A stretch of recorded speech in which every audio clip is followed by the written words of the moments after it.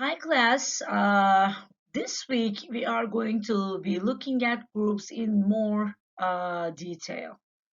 So we are mostly concentrating on group behavior, teams in particular, and conflict, including conflict management.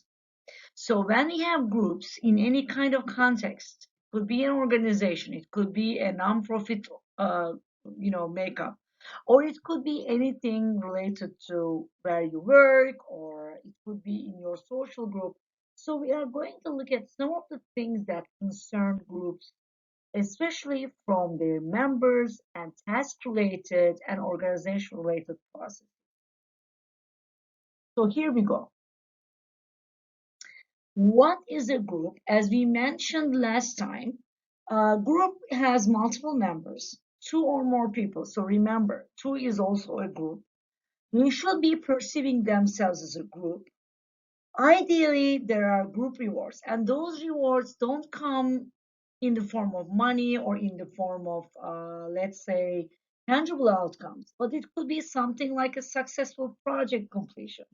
It could be writing something together. It could be something of an accomplishment. So anything that relates to group outcomes, which is rewarding, could be under groups. Corresponding effects and common goals are also part of a group. So usually groups could be having multiple members with some group rewards in their processes of relationship and collaboration. They have corresponding effects between the members, and then they have some kind of a common goal. Why people join groups? Well, people join groups especially because they have some needs. Remember from our needs discussion, we talked about people have esteem needs, affiliation needs, power needs, people have belongingness needs, survival needs, all these different needs we talked about. So why people join groups? They could have some psychological needs, affiliation, identification, commonality. So common interests, common goals usually could be some reasons. Survival needs, emotional support, assistance, or help. So sometimes that group needs a specific need for survival, like Alcoholics Anonymous. If you know them, they come together and they actually work through their support needs during their relapse periods, or quitting or withdrawing from alcoholic binges or urges. Okay, so it could be emotional support. It could be something about their needs in terms of assistance from others or help from others. There are some other factors such as situation reasons, physical proximity, people in the same neighborhood, people in the, let's say, Toastmaster group, people having a book club. So these could be like assignments or proximal relationships that people find in terms of reasons to join together to have, to have a group altogether. What are some of the factors that affect group performance? So at the end of the day, you're talking about some performance that needs to be attained by the group. And a lot of studies have been carried out about the factors that affect group performance. And one of them is cohesiveness. Cohesiveness is the level and the magnitude of the group feeling belongingness to one another. They feel belonging to the group as a whole, and they feel quite uh, you know common in terms of their goals. They are interdependent. They like one another. So cohesiveness could come in different forms, but it's an important factor. And then communication structure, type, and the frequency with which they communicate, the communication channels that they use. Remember, we talked about those. Group roles. Those could be influential. Maybe self-managing groups in some industries are better than, let's say, leadership groups. So it depends on how you really set up the goals and how you form the groups around those. Presence of others. So presence of others are actually important because they could be distracting or they could be, assisting the group as a whole. The type of task that you undertake, especially sometimes groups could be suffering because it's very daunting in terms of the task, or it could be of moderate difficulty. So the type of task, the level of difficulty of the task, being it a creative or less creative or a mundane task, they all have relationship with group performance. Individual dominance, well, inevitably, we have people who are dominant in the group. Okay, there are people who dominate the group work when they are together. And then groupthink. That's one of the most important things that you need to be wary of because groupthink is dangerous. So I'm going to explain it very shortly. Factors affecting group cohesiveness, which I already told you about, group interdependence, groups, reasons of coming together, the commonality between the members and everything. So, group homogeneity.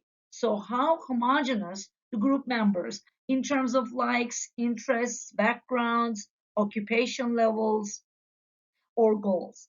Homogeneous versus heterogeneous groups. It could be even their gender. So, I mean, those are some of the factors that we could see could be influential.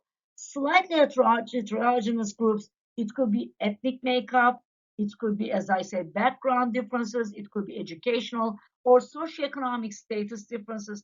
So, any kind of thing that creates that homogeneity or heterogeneity of the group has something to do with cohesiveness. Stability of membership. What is the duration of the membership in a group? So how stable is the membership? Do people come and go? Do they stay long or short in a group? Isolation. So whether the group feels the people in the group feel isolated from others, and the group has kind of dispersed members all over time and space. So that has influence. For example, in the COVID period, people felt isolated from groups. People felt even isolated from their close family members because of physical proximity problems. So isolation is an important factor. Outside pressure. So usually, if you are have a like a stressful deadline and you're trying to create something with a group, if that deadline, if that stress is too high with the group, then you have a high pressure and that affects your cohesiveness. Group size. Okay, so group size and group status, those are also important. The larger the group size, the more difficult it becomes to create that cohesiveness. Group status, well, group status in terms of being like a new group, newly formed group, or it could be a very established group over time. So those are the things that could be affecting your group cohesiveness. And there is a big research that kind of looks at relationship with cohesiveness and group outcomes such as performance, and the results are very promising. And as I said, for the group size, the smaller is best, and performance usually depends on the task type.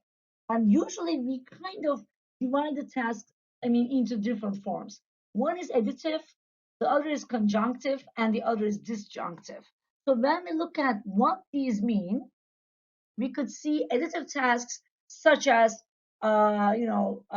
typing, races, bowling teams, car washing. Okay, so those are like additive tasks. So you do things differently by different people. This one, disjunctive tasks are usually related to creativity and problem solving. So brainstorming. Sometimes in golf tournaments, they also have that problem solving, brainstorming are like that. So usually people have their own performances and they actually work towards the whole outcome. And then conjunctive meaning assembly lines, like you witness in the movie Modern Times or bakery work. Usually one is dependent on the other for the task completion. So that's conjunctive task type. And those relate to how the group performs and how the group becomes cohesive or non-cohesive. Communication structure, as we mentioned, is already important. So some people could be forming certain communication structures where there is a chain, circle, open, and centralized type of structure. For example, in a chain structure, Bob talks to Jill, and then Jill takes the message to Peggy.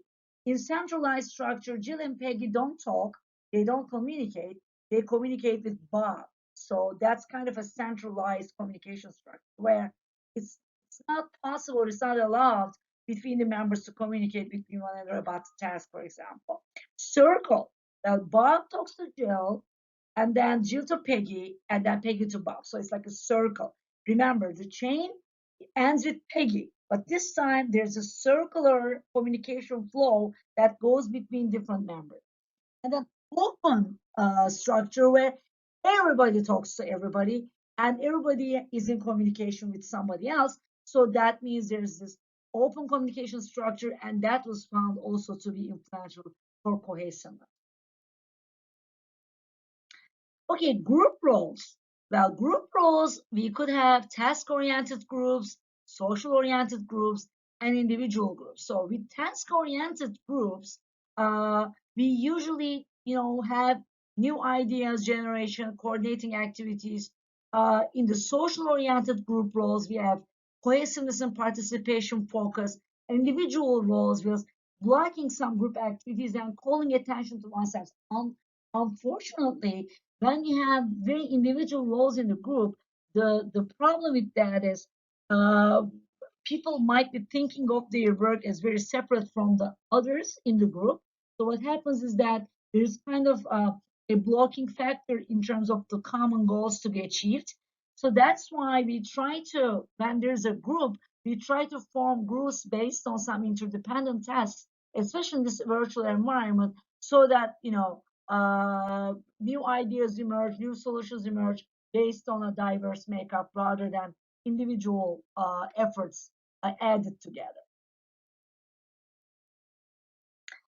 Presence of others.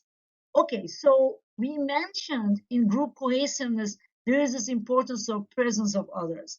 So presence of others, social facilitation and inhibition. So here we have mere presence of others and comparison of performance issues and evaluation apprehension. So usually when there are others being present, you see these things happening. So you see people doing social comparisons. That's what social media does all the time. Social comparisons with others. You evaluate yourself according to some others, and then even some mere presence of other people could be distracting you. And then social loafing. Okay, social loafing is very dangerous, and unfortunately, it happens in our teamwork as well. So in social loafing, the efforts of a few people may not even be noticed because you just care about the bottom line, the outcome of the group work. There are free riders, unfortunately. Sometimes we have it. Free rider theory explains that, and sucker effect theory explains that some people uh, inadvertently or sometimes willingly, knowingly, they put the responsibilities of themselves to others' shoulders. And that's very dangerous. That's why we call it social loafing, because they rely on other people to do the task for them and they don't do much in a group. In the video that follows, please go ahead and watch this video. You'll see that a large, as the group gets larger in size, you see more of that social loafing happening without even being noticed. But again, size is an important issue. Personality of the members is an important issue. Task is an important issue. Leadership is an important thing. When you kind of divide the task amongst different people.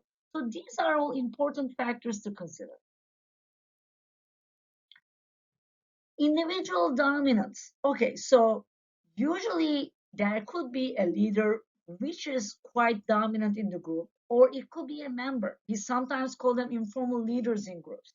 And sometimes they could be very dominant in the group so that others could feel suppressed in terms of voicing their concerns or bringing out their new ideas into the open. So usually the dominance is a big problematic factor, especially when you need a diverse, point of views to come up with something creative, to come up with a problem solution that reflects different members' lenses and perspectives. So that's a factor that's not uncommon. And yes, we see that either by a leader or a group member. Okay, now the group thing. The group thing can occur when the is group thing can occur when the group is cohesive, usually. Uh, so there is a downside to cohesiveness, unfortunately, is insulated from outsiders. So there is nobody from outside coming into the group and, outlining their concerns or cannot comment or bring their own views into the group's work. Uh, Believes it is infallible, so that's the danger. It is morally superior, okay? It's under pressure to conform to a leader, to a leader's mandates, or it could be to an organizational sets of procedures and rules. As a leader who promotes a favored solution, okay, and has gatekeepers who keep information from members. Okay, so groupthink is dangerous because the group comes into a certain conclusion, not because it's the best, but because everybody feels that one choice of thinking or thought process is the best out there. They don't necessarily do their evaluation process. Nobody came from outside to criticize what's been on the table, or the group feels that the leader wants it this way sometimes, or like there are people who kind of keep the information. That happens a lot in organizations. For those of you who witnessed that, could be seen in organizations a lot. They could be keeping information from the members. Usually, the group think is dangerous when you are trying to come up with a problem solution uh, from a diverse point of view, and when you want it to be as reflective of varieties and multi viewpoints as much as possible. But it happens, and those are the reasons that it happens.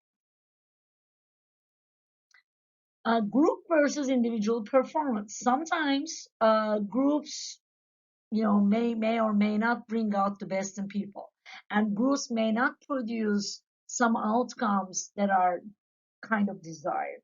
So interactive groups usually have been found to have higher quality decisions, although they are more risky because interactive groups also have a lot of conflict risk. And I'm going to discuss conflict very shortly, but they could be more risky. Individuals, when we have individuals in a nominal group, they could be more creative and they could be making a decision more quickly. So if you rely on individuals instead of groups for making a decision, yes, it's easier, it's quicker, and it could be even more creative because the individual feels, you know, he or she is not confined to the group norms or to the group standards or expectations, so could lead him or her to be as creative as he or she could. Okay, now teams. And teams usually are the concepts we use in organizations today. Teams are also a form of groups, yes. And teams usually have some kind of a well-defined task at hand, and they are kind of, they could form and disband in a certain time frame, and they have definite roles inside the teams, and they are very, I mean, sometimes they could be very task oriented. So you may not have a social team, for example. You could have a social group, but team is more kind of suitable when we try to do a project together, a task together. So I would say teams are like more narrow, they are narrower, uh, maybe concept compared to groups under the umbrella of groups, and they could be more dedicated to the task. So what is a team? Team is a group that has identity, that is interdependent, that has some power differentiation, meaning that the team might have a leader, for example, and the rest of the members. There could be some social distance between the team members. They could be using conflict management tactics and negotiation processes. So a team usually is composed of people who come together to accomplish a certain task in a certain time frame. and with certain roles and procedures in place. Today we have so many teams. Here we talk about work teams, parallel teams, project teams, and management teams. So you have many, many types of teams, and these teams usually could be all around the organization. So you could be having, a matrix organization where you have project teams. They also have their regular workforce and their regular work processes, and they also work on a project together. For example, two people from different departments could be working under the same project, and they could be having one project management, uh, or let's say project manager, different from their department. So teams differ in scope and type, and today we have a lot of virtual teams in place. And yes, there is tons of research now carried out with virtual teams, and they kind of have a lot of similar processes that we see in the teams, physical teams. But today, since we are more in the technology environment, we will see more of the virtual teams evolving and having their own sets of challenges, of course. How teams develop? Well, Tuckman in 1965 has developed a theory about the stages of team formation. First of all, there's a forming stage, and then there's a storming stage, and then norming stage and performing stage. So when you go into the stages, in the forming, as the name implies, the team members get to know one another. Everybody is kind of good and nice, and they try to clarify their mission. Everybody is trying to understand the mission. Storming, usually disagreement and frustration could be setting in the stage. People are not yet trustworthy. I mean, they are not trusting one another, if not trustworthy, but they may not be trusting each other. And yes, conflicts might arise at this stage. In the norming stage, usually there is an ease tension. The team leader is quite accepted, although the level of acceptance might differ from group to group. And then performing. Usually, in the last stage, the goals get accomplished in the stage, and then there's a fifth stage, which I didn't include here. It's a journey. The group disbands, and then the team fulfills its mission, and it disbands. So forming, storming, norming, performing are important milestones for teams development, and they have so much to do with how much gets accomplished in a teamwork from the start to finish. And if the team is able to manage, especially the storming and the norming phase as well, the performing is then becomes a lot easier. Here in this video, you'll see a more detailed explanation of how teams develop, and you will see the stages and how they kind of play out together to come up with a performing function. There is a theory that kind of goes in contrast with the team formation theory by Tuckman, uh, stages theory. So, according to punctuated equilibrium theory by Gersek in 1988, teams do not necessarily go through set stages, really. There is some kind of formation in the beginning, so people just kind of get together, and then there's a direction and strategy formed, usually during the first meeting, and then people follow this direction for a period of time. And then they revise, if they need to, they revise their strategy about halfway through the life of the team. So usually halfway through, when you move along the teamwork, you start, if you need to, you revise your strategy, because obviously you might be having some setbacks or having some failures along the way that kind of prevents you from getting it accomplished. So sometimes revising the strategy might be important. But again, according to this approach in psychology, there is not, like, you don't necessarily go into those five different team stages, but usually, a basic formation stage, and then you revise your strategy if necessary. Teams, although it's very much, put forward and formulated, and it's very popular in this culture, especially, there are lots of research that say teams don't always work. So don't think that to accomplish something, you necessarily have to have a team. Because there are so many instances and occurrences where teams were very unsuccessful. So literature search, and there were found we found some factors that lead to why teams may come up with failure. So sometimes the team may not be a team. So they may not be having common goals and objectives. They may not be having a pretty defined project or like a milestone and things like that. And then sometimes, there might be some kind of excessive meeting requirements, which feels a little bit pressure and mandated.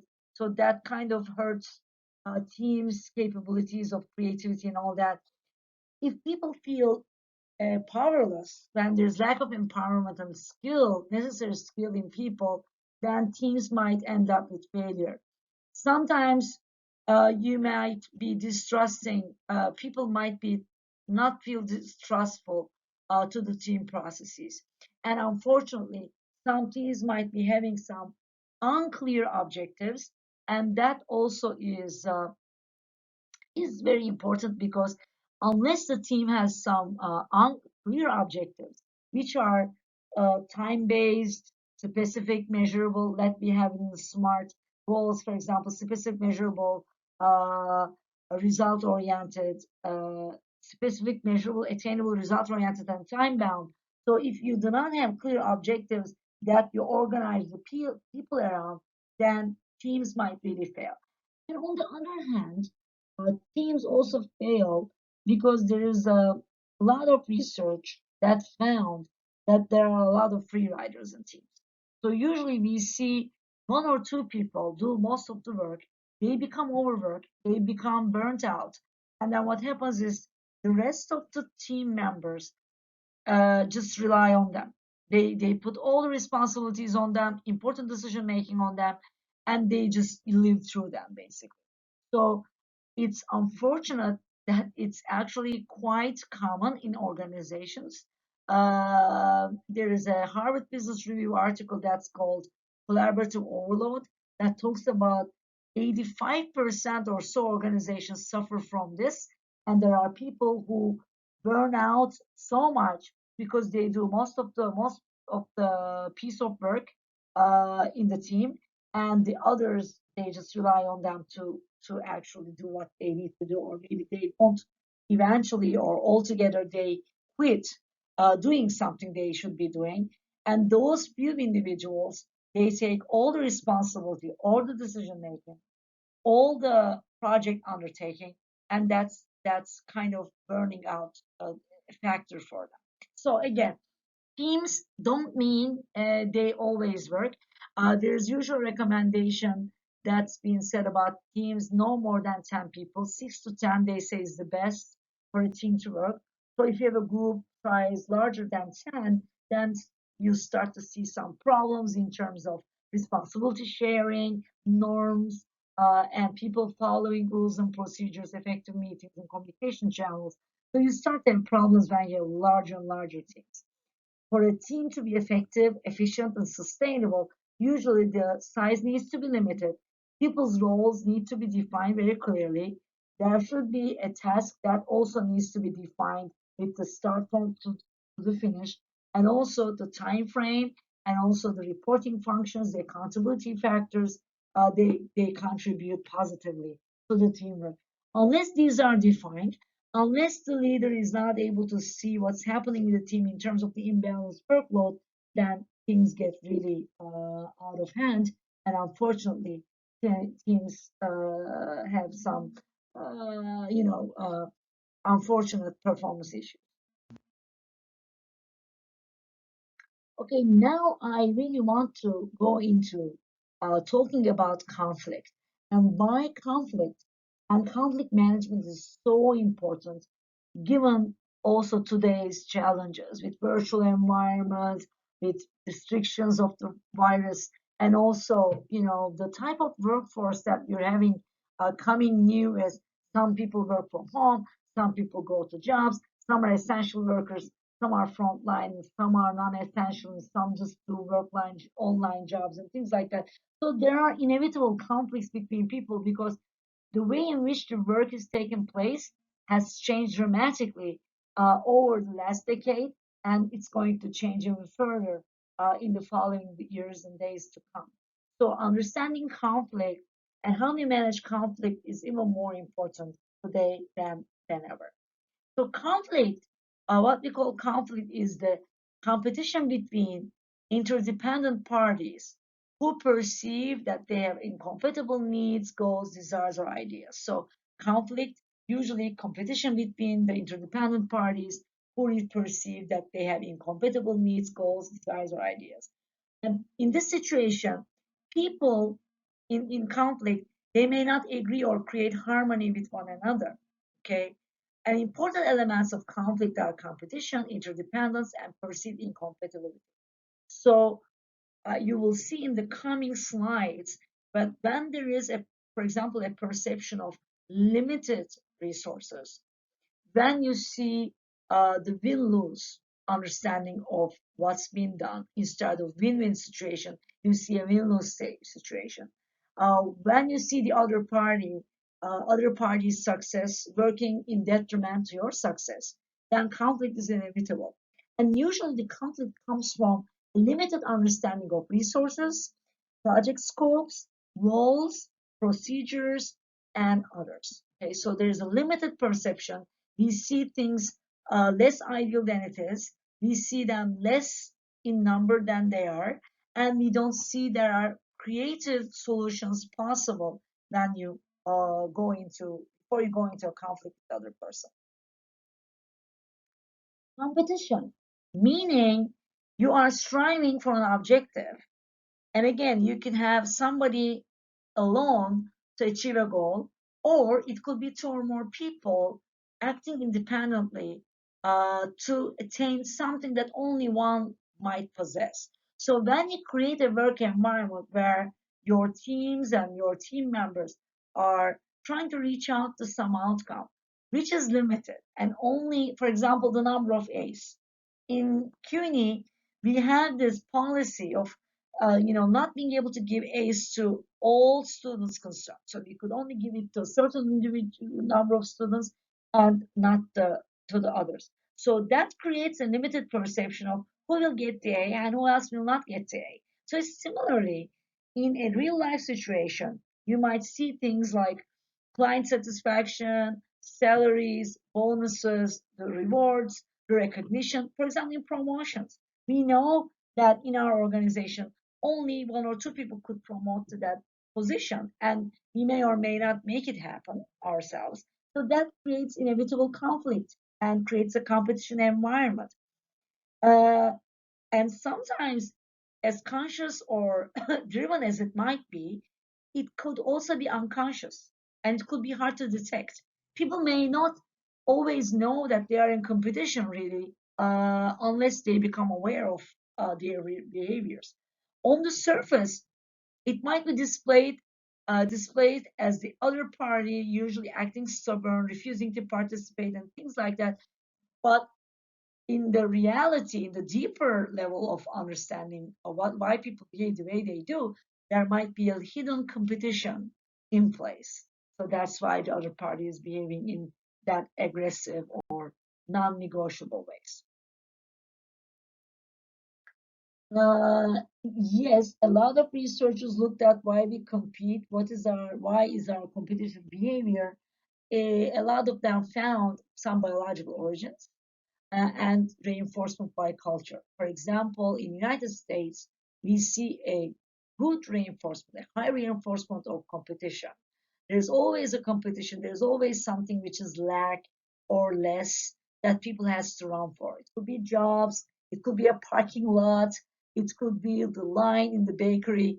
So there's always something of a limited space or limited time or limited amount that people need to compete with one another.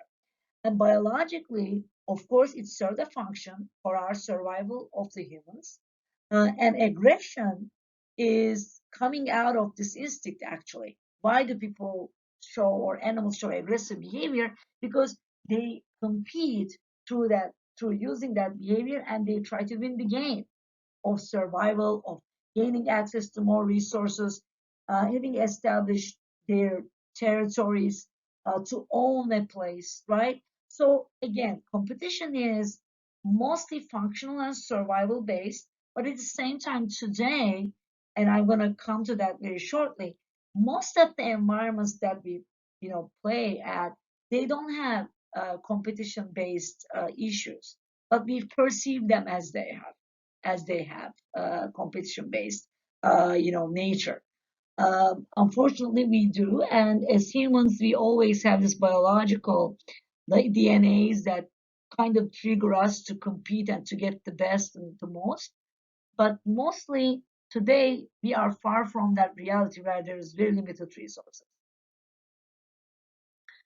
Usually, much of the literature, as I told you, uses terms such as win, lose, game, strategy, or tactics, and research shows that people achieve more if they work cooperatively with others rather than even competitively. So there is actual research that shows cooperative behavior is even more, helpful and beneficial to our outcomes rather than working in competitive manner. It seems contrary to our nature to be fully cooperative because we have these biological roots, especially also if we are under high conflict with another party. For example, in marriages, the conflict escalates in such a way that it's very hard to come to grips with, a certain issue together because it became highly conflictual after a certain point.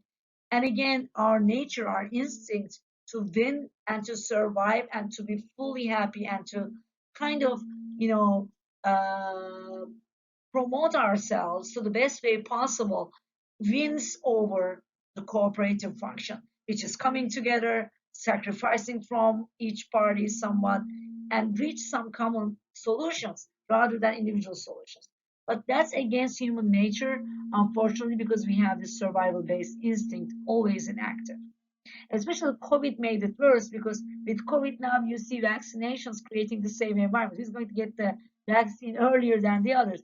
You see job scarcity of jobs in certain industries, like education industries, like jobs in academia, is scarcer than ever.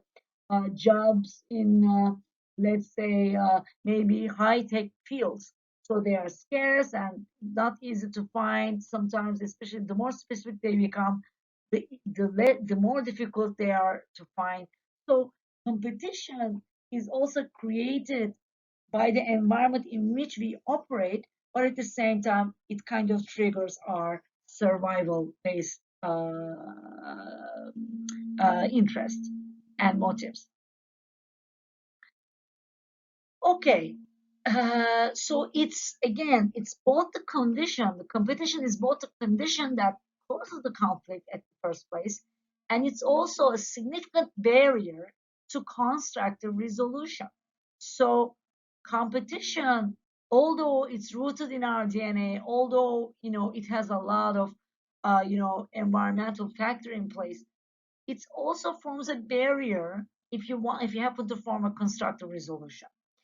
And our biological drive, as I mentioned, is originally designed to help us acquire our share of the limited resources required for survival. Who's going to get the most food out there? Who is going to be having access to clean water?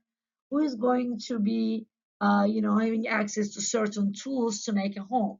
So again, resources and access, and those, as long as these lead to our survival, they trigger the response. Most of our conflicts in everyday, usually, as I said, are not anymore about driving scarce resources. They are not anymore. Instead, they're about issues that call us to think creatively through our innovative problem solving and mutual understanding. So, not about dividing resources anymore, but mostly about innovation and finding another common ground to create things. For example, let me give you a tale of two friends. They want to go to vacation together. They get along really well. But one friend is different from the way she liked to spend her time in a vacation. She wants to be at, in places where there's a lot of historical component to the area, and especially when they visit a certain area, they are particularly interested in museums, remains, historical buildings, and things like architecture. Whereas the other one, although he or she likes the other party so much, has a completely different understanding of a vacation. He or she wants to be in a beach, to do surf, to do sunbath, and to actually swim and just take advantage of the beautiful weather in that specific location by the sea. So these people seemingly have conflict because, two, both of them are interdependent because they want to go together, but where they want to go is completely different. So inevitably, this creates conflict. So one says, "Why would you like to go to a historical place in your vacation?" And they immediately start a discussion. And the other one says, "How would you spend the whole day laying down the sun under the sun and just sunbath? It's so boring." So when you look at from their own perspectives, each one is completely right. But when you look at it from a conflict resolution perspective, you can see that both are forgetting the fact that they could find a third solution uh, that actually reconciles their needs at the same time.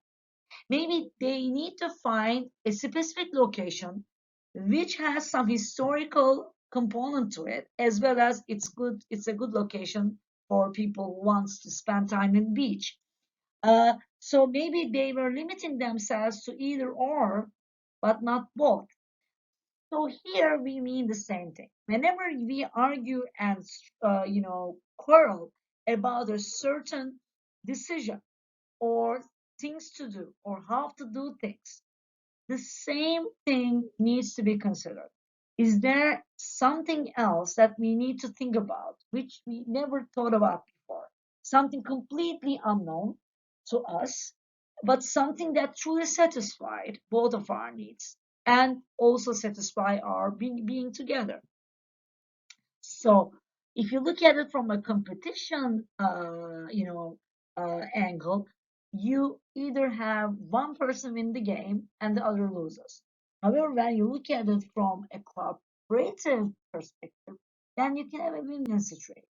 But it requires you to think out of the box, and you need to find out some solutions that you did not think about before. So there's need to be some maybe arduous work in terms of how you think together, but that has to be done for you to come up with something new and that satisfies both of you.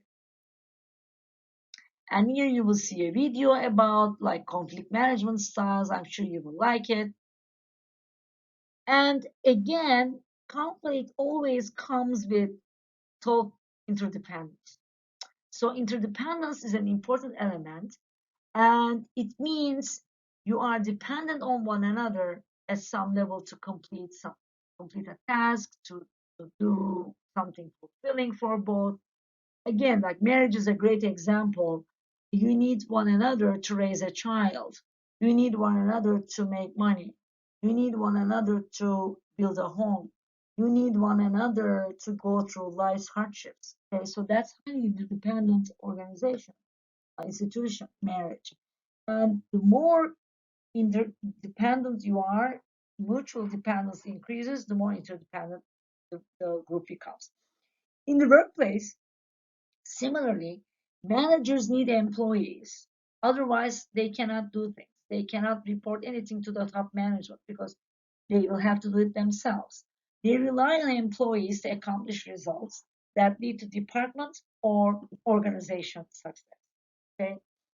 Employees need managers to help clarify goals and objectives, give feedback about performance, and provide fair compensation for the work performed. So you need so both need one another. The managers need the employees need managers, and you need to help clarify your goals and objectives, and of course feedback about performances And again, you are kind of dependent on your manager to tell you what to do and to create a timeline around your task. And on the similarly, the managers need you to complete the work. Otherwise, they will need to do it themselves. So there is a high interdependency between managers and employees, and therefore high possibility of conflict. Usually, we feel dependent upon the others to satisfy a need, resolve a difference, or provide needed support. So we feel dependent on other people. On the other hand, we also want to have results independent of them. So comes the dilemma. Again, conflict only occurs when there are interdependent parties. We would not be in conflict with someone unless we needed something from that person. So there is no conflict if you don't need anything from me. For example, professor and student. If the student doesn't need the professor to learn a subject, to get a grade, to pass the course, then why there's need to be a conflict here. So again, sometimes we argue about grades. Sometimes we discuss and have conflict about the exams. Why? Because the student needs the professor and the professor needs the student. So there is a high interdependency between both parties. The same thing goes with organizations, and that's why conflicts are inevitable in interdependent entities. And again, interdependence does not mean we have to give up our individuality to get what we want. So to be interdependent doesn't mean you just give up who you are. It requires we value ourselves as individuals, um, and independence in terms of achieving because you are self-reliant and capable is very important. So interdependence doesn't mean dependence. It means you are independent and dependent at the same time. Already knowing that independently we can accomplish certain results, certain outcomes, it also means if we work together, we can achieve much more than we produce alone. Sometimes we call it synergies between people, or sometimes we say 1 plus 1 equals to 3 and more, because that creates synergies. Interdependence requires that we create a better outcome by exchanging or creating something of value to each of us. So again, we exchange information, we create something together, and therefore, we create something new, something completely original, and that comes out of our interdependent work. Again, the types of conflict in interdependent bodies, usually when there is goal interdependency, usually the goals, again, me accomplishing my goal of promotion is dependent on how well you do your work as my subordinate. Uh, and also, like, let's say we are a creative team in a department and we want to create a product together or innovation together. The more we participate in a constructive communication and exchange of information, the better we become in terms of a creative idea, in terms of a creative and high quality output as an interdependent group. Sometimes the conflict has its types. For example, a bilateral versus unilateral conflict. A bilateral conflict is a situation in which each person wants something from the other. So bilateral conflict is when you want something from the other. A unilateral conflict is a situation in which only one party has a complaint. Okay. So if a customer, for example, refuses to pay, for some reason, like it happens in Amazon. For example, I didn't like my product, it didn't come on time, the package was broken, so I don't pay and I want to return. Here, the supplier is a unilateral conflict because I don't see I'm interdependent. Yes, I am in some ways, but again, I don't have to come to a negotiation with you. I just want it to be resolved, and that's why the supplier has to make sure maybe a replacement needs to be done. for that product, so that the money should would not be refunded for no reason, because people don't like their money. They don't want to refund. Usually the sellers and suppliers, they don't want that. So what they could offer is a new product which is without any mistakes and faults. And also on my side, I just return. So bilateral versus unilateral are different. Bilateral, we are all, both of us want something from this relationship, and both of us need to create some ways that could work for both of us. Okay, so these are different types of conflicts that you can think of when you are in organizations as well as in families and groups of people. Perceived incompatibility. So that's another, factor in conflict management. Usually, complexity of the communication interferes with your ability to interpret the goals and objectives of the other. For example, our biases. Okay, our biases, sometimes stereotypes, sometimes unfortunately things like racism, or not seeing the view of other party, egocentrism, narcissism, narcissistic personalities. They could kind of hinder the ability to see the other's point of view, and that in that case, it's difficult to agree on something, or come to an agreement, or come to a common ground. Um, Again, I mean, we see that a lot. There is evidence that people tend to interpret behaviors, events, and outcomes in ways that support their views of themselves, especially positive views. And people, that's what we call fundamental attribution error in psychology. People will take credit for success and deny responsibility for failure. So usually when they do something new or good, they say, hey, I'm successful, and this is because of my personality, this is because of my personal input. um, but when there's a failure as part of that product or a project, they say, I mean, it's due to an external factor, this due to you, but not themselves. So that's perceived incompatibility, especially when you have these, factors get in the place of conflict management. It should be functional. A self-serving perception, as I said, egocentric approach, and as if the conflict, in the case the conflict escalates, destructive behaviors could also escalate. And these types of disruptive behaviors, in the form of not listening, shutting the other person down, cutting the conversation, cutting the other person off, uh, not considering the points of view, again, not actively listening, kind of, coming to a conclusion without the other party's involvement and things like that. Those are destructive behaviors, and when this happens, usually managers or subordinates could be doing this. That brings some hostile attitudes in the other party, hostile emotions, hostile attitudes. And this creates a downward cycle of a destructive conflict behavior. So more follows, unfortunately.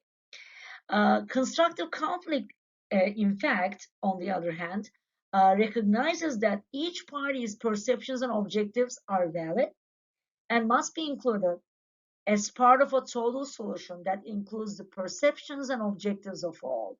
So, as opposed to destructive conflict, constructive conflict assumes and recognizes and promotes the belief that each perceptions, albeit different, they have validity, they are valid, and they must be included as part of a total solution that includes the perceptions and objectives of all parties concerned.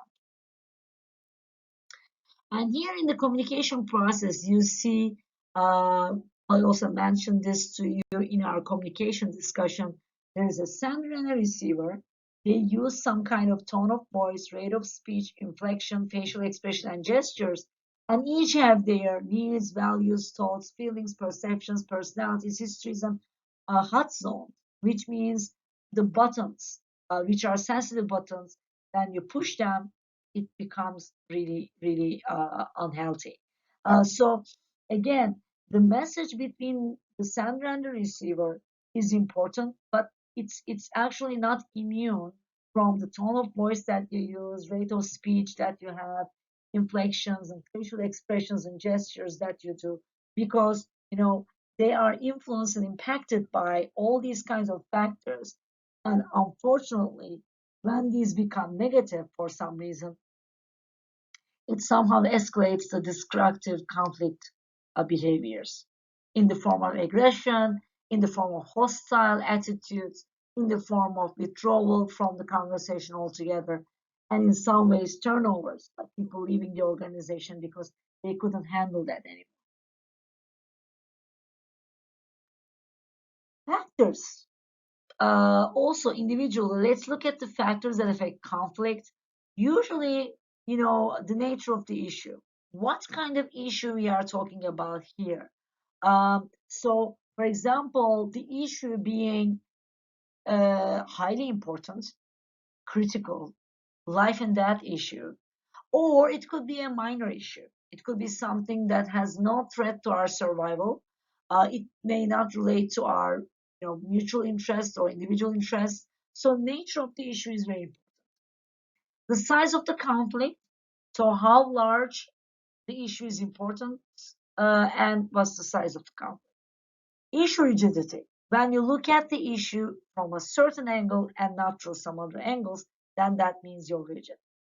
The situation, the environment, individual personalities, traits and dispositions. I already told you, narcissistic personalities, people having internal needs, interests, and ongoing demands from other people. Conflict management orientation. So I will talk about this shortly, but the way you use conflict management also differs from the other people, and the strategies that you use also differ. Cultural influences, like are you in the eastern part of the world or in the western part of the world, where individuality is very much valued? And eastern part of the world, the group norms are more important than anything. Conflict management skills. So, do you have those skills? Active listening, perspective taking, um, creativity, problem solving, accommodating, and things like that. So, conflict management skills may or may not be held by people because they might be newcomers to the organization. They could be new in this job. They could be new in the world of work. So lots of things in terms of skills could get in the way of effectively managing conflict on the table. The most powerful issues in conflict usually revolve around, as I said, needs, including emotions, values, temperaments, viewpoints, life experiences that shape their perspective and determine how they will approach conflict resolution.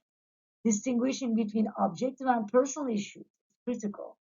So, making sure what you discuss is not part of your subjective understanding of it, but mostly objective. How do you make sure what you bring into the table and you look at it from an objective place? Okay.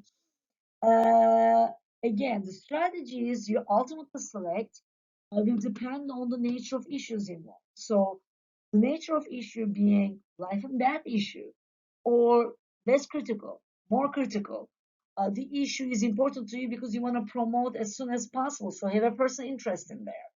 Or let's say the issue is important to you because you want to change your location and you want to make sure what's going to happen with this work in 2 months, so you have a time sensitive interest there.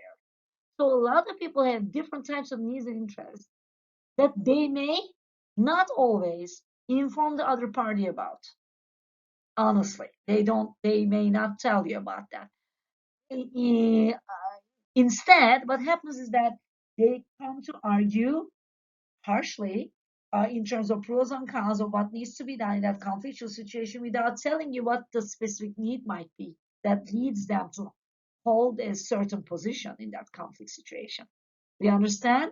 So sometimes we don't necessarily acknowledge, even to ourselves, that we have a certain need, we have a certain interest in a certain issue that leads us to be less compromising than we should be, or let's say less accommodating or less, inclined to listen to the other because we have something pressing there, which nobody else knows, and sometimes we don't even want to accept ourselves. So conflict has a lot of personal, interpersonal, intrapersonal, and transpersonal components to it that it needs not only your self-awareness to manage it deeply, but it also needs a relationship awareness. I sometimes use the term relational consciousness, coined by Hay and Nye in 1998.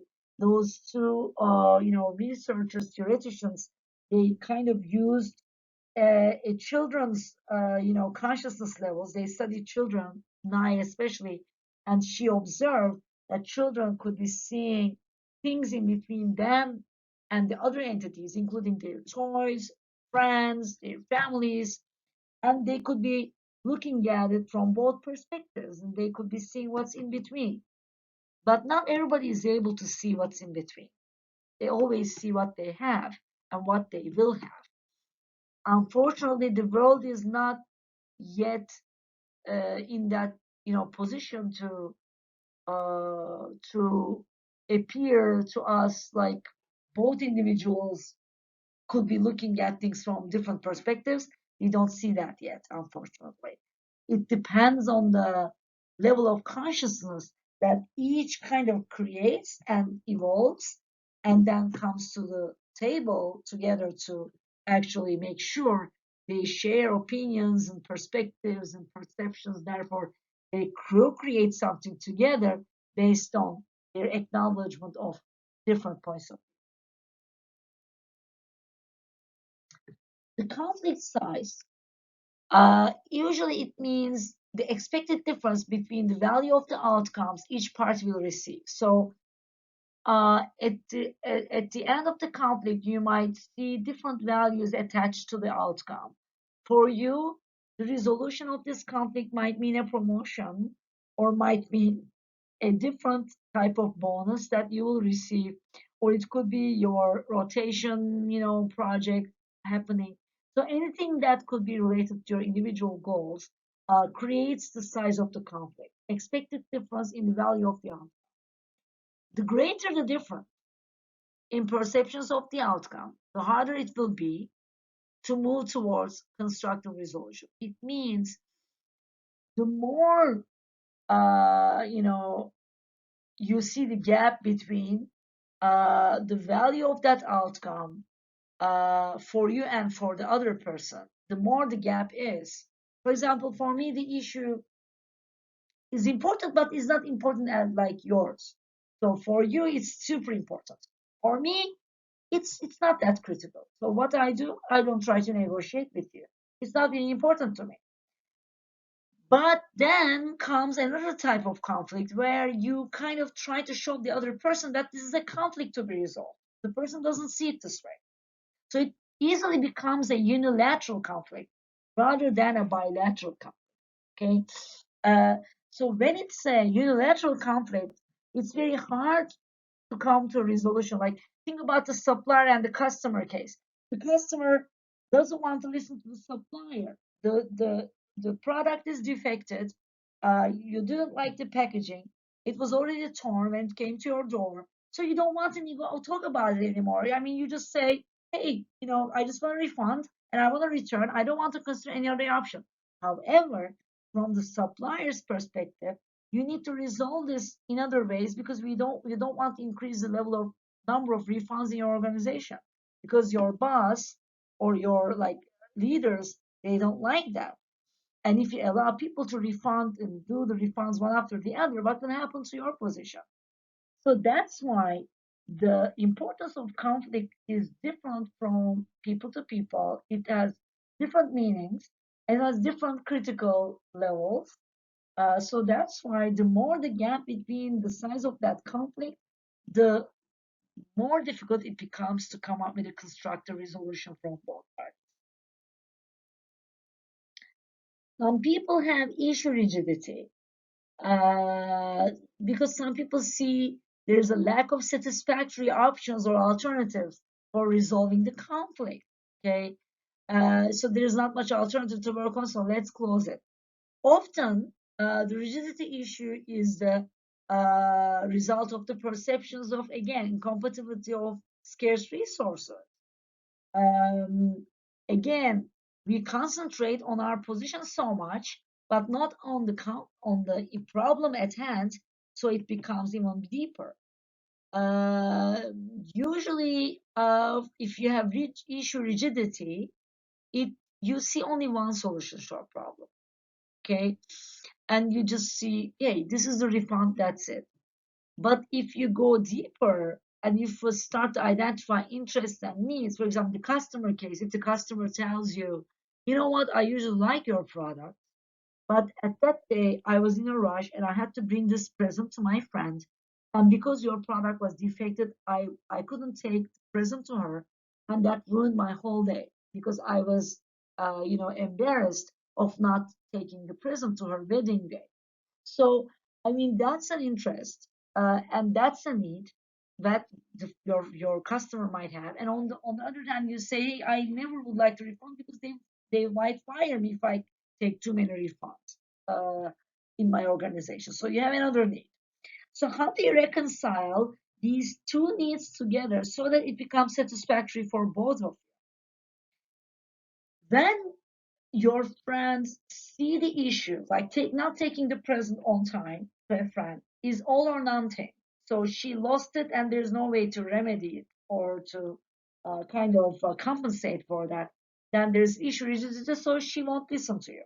However, if she says, you know what, I mean, maybe giving the present to her after the wedding could also work because she's already open to presents, even like when she moves to her location, new home. So that's a less rigid option, and that kind of is flexible approach to the issue. So then you start to see it as a problem to be solved by both of you. So what happens is that she says, okay, maybe I can send it after the wedding. And then you say, then you know what? I will send you two of these products, one for you and one for your friend, or any product that you like from us for you to just apologize on my end. What happens? Both parties. And again, the person who got the defected item from the supplier, although he or she in this case lost in the short run, will actually win in the long run. So our time perspective, which is long rather than short, our issue rigidity, which is less rather than strong, they all contribute to the way in which we solve the problems altogether. And again, it's all about the approach that you take as both parties, not just one.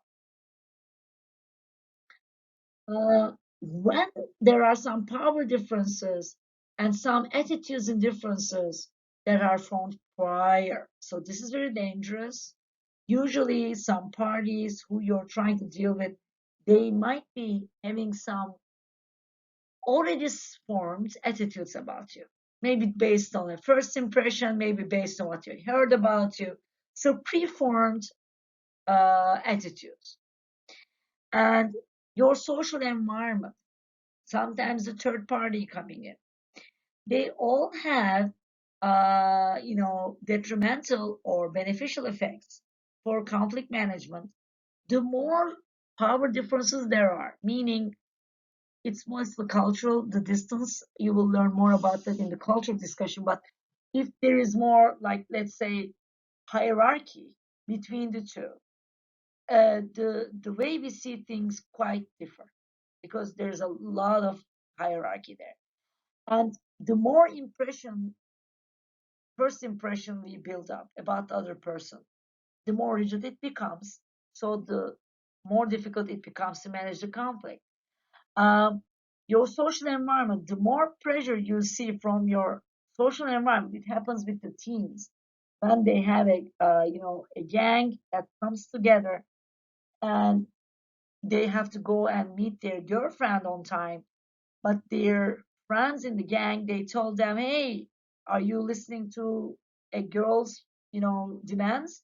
You should be putting your own rules and norms into the table, not listen to her. So social environment characteristics also lead you to be less open to conflict resolution, let's say with management meetings. Outsider influencers, they might be positively impactful. So when you have, let's say, a lawyer in a divorce case, or let's say in a negotiation case between two business owners, they could be helping it, but sometimes if they say the wrong words, let's say in a court, they might be detrimental instead of being, useful. Um, Individual personalities, traits, and disposition. So usually we all have our styles. As I told you, we might have some uh, issues with self-awareness. We may not really know what we say and do affects the other person. We might be having personality types where some of us are more introverted. Like we don't like to be in, like we like people, but we don't want to be always in communication with other people during the day. So we are more introverted because we are more inclined to value ourselves, evaluation of things, not ourselves per se, but how we evaluate it internally rather than externally. So personality types, self mastery, how much you master the topic, how much self-efficacious you feel over a work task. Okay, so these all have uh, influences over how you manage conflict. Some of you have unique interpersonal styles where you approach the conflictual situation in a very respectful way, where you're not only able to listen to the other party, but also are able to reflect back to the other person, which could be quite beneficial because the other person might feel acknowledged, listened to, valued, respected by you. So that's a unique interpersonal style that actually helps you um, resolve the conflict sooner than expected. So these are important things, and we need to consider them when we consider conflict resolution from an individual perspective. Okay, finally, I'm going to be talking about something we call dual concern model. It's called dual concern model of motivational orientation to conflict. And usually there are dimensions with the dual concern. One dimension is related to your degree of concern for obtaining your outcome. Okay. The second is your concern about the other party's outcome.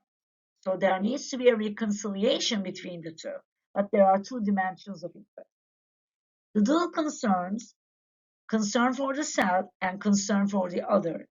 According to this model, they are independent motivations. And here you see four major types emerging out of the dual concerns model. One is accommodation, the other is compromise, and then avoidance and competition. As you could see, there is a difference between how oriented you are in terms of relationship and how oriented to issue you are. Okay, which is most important, issue or relationship or both? So when you have a case where you feel your relationship to this individual is more important to you than the issue, what do? You give up. You say, okay, let's do as you want. For example, your peer, your friend, uh, you know, uh, badly, wants to go to this place, and you kind of detest that place. You don't really like the place to be that she wants to go, and but because it's been a long time since you've seen her, you want to be with her so much, you say okay, although the venue is not really your type. Compromise is the best thing that could happen because the relationship and the issue are both important to you. So what do? You kind of come into grips with both requirements from the relationship and the issue, and you come up with something creative. So you try to bring those together. Okay, let's go to some place together to your friend, but then let's find some place that you also like and that I also like. Okay, avoidance, nothing is important to you. So neither the issue or the relationship. So you just avoid, you don't do anything. Competition Well, the issue is important to you, not the relationship. So you say, hey, this is my way or the highway. You're going to do this way because this is important. So the relationship or how others feel are not necessarily important to you. So you take a competitive stance in the dual concerns model. The important thing is it talks about some conflict management styles. It has a grid that you could see like a matrix, and it has dimensions. The more relationship focused you might be, the more issue focused you might be, or you might be focusing on both. And depending on your focus, you have a certain conflict style that comes with. Okay. Most of the time, research and practice shows that compromise is the best way to approach a conflict resolution because it brings us the best of the problem solutions and the best in us and our relationships. As I mentioned, you could see also in written form, collaborative, accommodating, competitive, avoiding. Collaborative is another word for compromising. So you are actually finding ways to reconcile the issue's importance and relationship importance, and you're trying to find the middle ground between the two in those four styles. Constructive versus destructive conflict management. Constructive conflict management skills promote you to use cooperative strategies for conflict management. And when these competencies are not present in at least one of the parties. So remember, it's not enough that you have a related competency as a sole person. If the other party doesn't have it all at all, the conflicts inevitably, whether or not you listen, whether or not you compromise, they will inevitably be competitive, personal, and unfortunately destructive.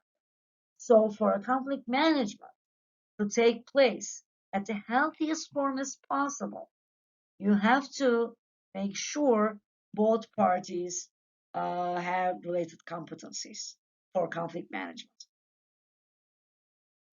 What are those skills? Well, ability to establish effective working relationships with others. The second, establishing a cooperative problem-solving attitude. The third one, managing group process and group decision making. And again, without considerable knowledge of the issues, like without without adequate knowledge of the issue at hand, whether or not you have these skills, it doesn't matter. You can't do it because you have to be knowledgeable about the issue that you work together. Finally, this management depends significantly on our emotional awareness. That's a must. And social interaction skills, and less on our cognitive capabilities. So your intellectual abilities, your intelligence quotient, IQ, is less important than your EQ, which is emotional intelligence. Okay, so don't rely on your IQ for solving a conflict. It won't help you. You need to develop your EQ, in other words, emotional quotient, emotional intelligence, so that you are able to bring something valuable to the table and hopefully get also something in return. And both of you create something new, which is a co creation rather than a sole individual creation dominated by one party or mandated by just one person on one role, but instead it's a co-creation by all parties involved. Okay, this ends our discussion about groups, teams, and conflict. I really would like you to think and reflect through these concepts at your workplaces, in your family and friends and social environments, because these happen any place. Although our focus is on the mostly on the workplaces, please go ahead, reflect on them, and if you have any questions, comments, or concerns, always reach out to me, and I'll see you next time.